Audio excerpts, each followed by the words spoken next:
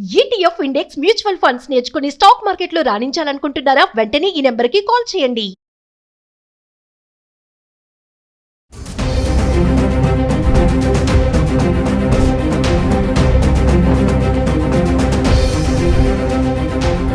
Hi hello నమస్తే, welcome back to Suman TV. ప్రస్తుతం మనతో పాటు ఉన్నారు certified astro business coach Javeria గారు. నమస్తే మ్యామ్. నమస్తే నవీన గారు. మేడం, ఇప్పుడు బంగారం ధరలో చూసుకుంటే మనం వెండి గురించి కూడా మాట్లాడుకున్నాం. బంగారం పక్క నుంచే వెండి వెళ్తుంది అనేసి చాలా మంది గోల్డ్కి ఇస్తారు ఇంపార్టెన్స్, వెండికి తక్కువ ఇస్తూ ఉంటారు. కానీ ఇప్పుడు చూసుకుంటే మరి వెండి 1,00,000 వరకు ఉంది కాబట్టి వెండికి కూడా ఇన్వెస్ట్మెంట్ పరంగా కూడా గోల్డ్ ఈటీఎఫ్, గోల్డ్ బాండ్స్ ఎలా ఉంటున్నాయో అలాగే వెండికి కూడా సిల్వర్ ఈటీఎఫ్స్, సిల్వర్ బాండ్స్ కూడా ఉంటాయని అంటారు. ఒకసారి ఈరోజు మన వీడియోలో సిల్వర్ ఈటీఎఫ్స్, సిల్వర్ బాండ్స్ గురించి మాట్లాడుకుందాం. నార్మల్ ఫిజికల్ గోల్డ్కి ఈటీఎఫ్కి డిఫరెన్స్ ఏంటి? ఈటీఎఫ్లో ఎందుకు మనము గోల్డ్ కొనుగోలు చేయాలి ఈటీఎఫ్ రూపంలో అనేది చాలా మంచి ప్రశ్న అనమాట. సో అసలు ఈటీఎఫ్ అంటే ఏంటి అంటే మనకు ఇంటర్నేషనల్ మార్కెట్ వైడ్ కూడా స్టాక్ ఎక్స్చేంజ్లో కొంతవరకు గోల్డ్, ఇప్పుడు సావరెన్ గోల్డ్ అనేది మీరు విని ఉంటారు. It's a purchasing digital gold అంటారు దానికి. సో ఇది కూడా ఒక రూపం అలాంటిది. సో ఈటీఎఫ్లో మనము అక్కడ పర్చేస్ చేస్తున్నాము అంటే లాభాలు ఏంటి అంటే విత్ ఇన్ జస్ట్ అంటే టుడే రేట్ ఇవాళ ప్రైస్ 81 రూపీస్కి 1 యూనిట్ కొనుగోలు చేసుకోవచ్చు. కానీ ఫిజికల్ గోల్డ్ అలా కాదనమాట. ఎందుకంటే మీరు 1 గ్రామ్ గోల్డ్ ఫిజికల్గా కొనాలి అన్నా కూడా 9,530 రూపీస్ ఇవాళ మీరు పెడితే అప్పుడు కానీ మీకు 1 గ్రామ్ గోల్డ్ రాదు. కానీ ఈటీఎఫ్లో అలా కాదు. ఎంత డిఫరెన్స్ ఉందో మీరు గమనించవచ్చు అనమాట. అంటే with in a small amount కూడా మనము గోల్డ్లో ఇన్వెస్ట్ చేయొచ్చు ఈటీఎఫ్ త్రూ. అండ్ తర్వాత గోల్డ్ మనం కొంటున్నాము అంటే లాంగ్ రన్లో అంటే చాలా తక్కువ సమయం కాకుండా ఒక ఆల్మోస్ట్ 10 to 15 ఇయర్స్ వరకు ఇన్వెస్ట్మెంట్ పెట్టాలి అనుకుంటున్నాము అంటే ఖచ్చితంగా ఒక మంచి ప్రాఫిట్ రిటర్న్స్ అనేది చూస్తారు. కానీ ఆర్నమెంట్ రూపంలో మీరు ఎప్పుడైతే కొంటారో అక్కడ మేకింగ్ ఛార్జెస్ కానివ్వండి, తర్వాత వేస్టేజ్ కానివ్వండి, జిఎస్టీ కానివ్వండి, దీనికి అన్నిటికీ మనము ఎక్స్ట్రా బర్డన్ లాగా పే చేయాల్సిన వస్తుంది. మళ్ళీ మీరు ఆర్నమెంట్ రిటర్న్ చేయాలి అంటే కూడా అవన్నీ డిడక్ట్ అవే మీకు ప్రైజ్ వస్తుందన్నమాట. సో ఇలాంటప్పుడు మీరు కంపారిటివ్లీ చూసుకుంటే ETF is the safe.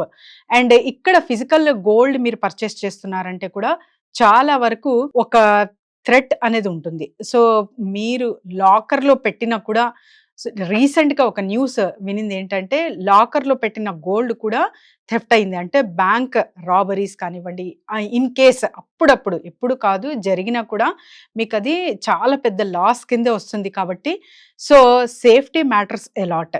So అలాంటప్పుడు ఈటీఎఫ్ రూపంలో మీరు లాంగ్ రన్లో పెట్టుబడి పెట్టాలి గోల్డ్లో అనుకుంటే ఈటీఎఫ్ రూపంలో మీరు కొనుగోలు చేసుకుంటే చాలా మంచి బెనిఫిట్ అనేది చూస్తారు. మరి ఫిజికల్ గోల్డ్ ఎవరికి అండ్ ఎంత వరకు కొనొచ్చు అంటే ఎస్, మీరు సేఫ్ అండ్ సెక్యూర్గా ఉన్నారు అండ్ తర్వాత మీకు ఎటువంటి ఇప్పుడు ఇష్టంగా ఒక ఆర్నమెంట్ చేయించుకోవాలి అనుకుంటున్నారు, వీళ్ళకందరికీ సూటబుల్.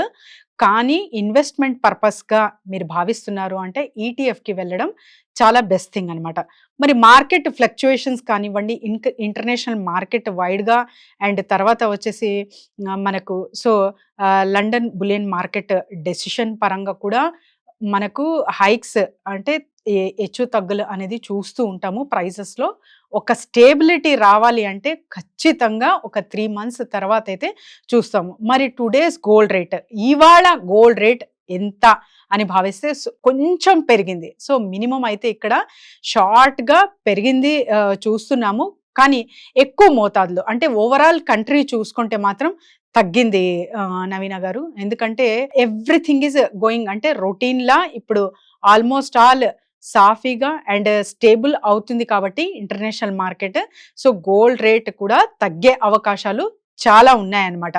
మరీ 60,000 యార్స్ 70,000కి పడిపోతుందా అంటే చెప్పలేము. సో ఇలానే other businesses and other market అంటే కమోడిటీ మార్కెట్ కాకుండా షేర్ మార్కెట్ చాలా మంచిగా వెళ్తుంది అంటే చెప్పలేము. కానీ మరీ ఏదన్నా టారిఫ్ ఆఫ్టర్ పాజ్ మూమెంట్ అయిన తర్వాత 90 డేస్ తర్వాత ఏదైనా చేంజెస్ వస్తే so clashes between China and US చూసుకుంటే మనము సో మరీ గోల్డ్ పెరిగే అవకాశం ఖచ్చితంగా ఉంటుంది. సిల్వర్ లో మరి ఇన్వెస్ట్మెంట్ పరంగా కూడా సిల్వర్ ని తీసుకుంటే ఎలా ఉంటుంది, అంటే రిటర్న్స్ అనేవి ఎలా వస్తూ ఉంటాయి అనేది దాని మీద గురించి.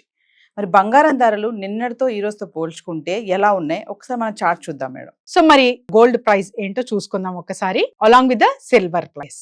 సో మరి ఇవాళ చూసుకుంటే నవీన గారు 120 రూపీస్ పర్ గ్రామ్ కి ఇక్కడ అయితే పెరిగింది కొంచెం, అంటే మినిమం అయితే పెరగడం జరిగింది. నిన్న రేటు ఇవాళ రేట్ కంపేర్ చేసుకుంటే 9393 రూపీస్ ఉంటే ఇవాళ 9530 రూపీస్.